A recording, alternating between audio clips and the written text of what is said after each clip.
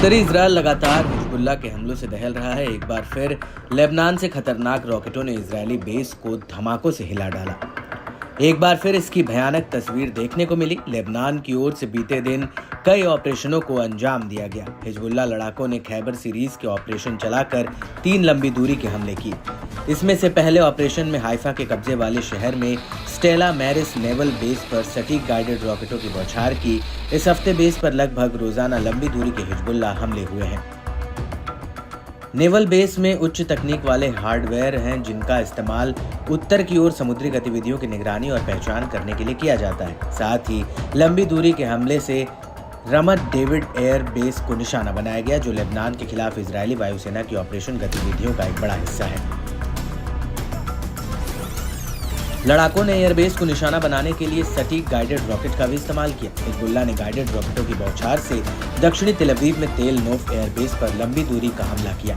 सीमा पर हिजबुल्लाह के लड़ाकों ने हमलावर इजरायली सैनिकों का सामना करने के लिए कई तरह के हथियारों और तरीकों का इस्तेमाल किया। लड़ाकों ने दक्षिणी ओडेहेस के खुले में तैनात इजरायली कब्जे वाले बलों पर तोपखाने के गोले दागे। सैन्य मीडिया ने कहा कि हमले में दुश्मन सैनिकों के हताहत होने की पुष्टि हुई है। हिजबुल्लाह ने इजरायली सैन्य ग्रेड बुलडोजर पर एक एंटी टैंक गाइडेड मिसाइल दागी। इससे बख्तरबंद वाहन तबाह हो गया। समूह ने दावा किया कि कई इजरायली सैनिक इस दौरान मारे गए, जबकि उससे भी ज्यादा घायल हो गए। सैन्य मीडिया इकाई ने खुलासा किया कि एक बुलडोजर इजरायली पैदल सेना को स्कॉट कर रहा था, जो ATGM हमले से हताहत हो गया था। बताया जाता है कि इजरायली बल उत्तर पश्चिम केफर किला में एक पहाड़ की चोटी पर तैनात थे। वहीं मारून अल रूस में हिजबुल्लाह की मानव रहित वायुसेना ने शहर के पूर्वी भाग में तैनात इजरायली बलों पर 2 एक तरफा हमला करने वाले ड्रोन लॉन्च किए।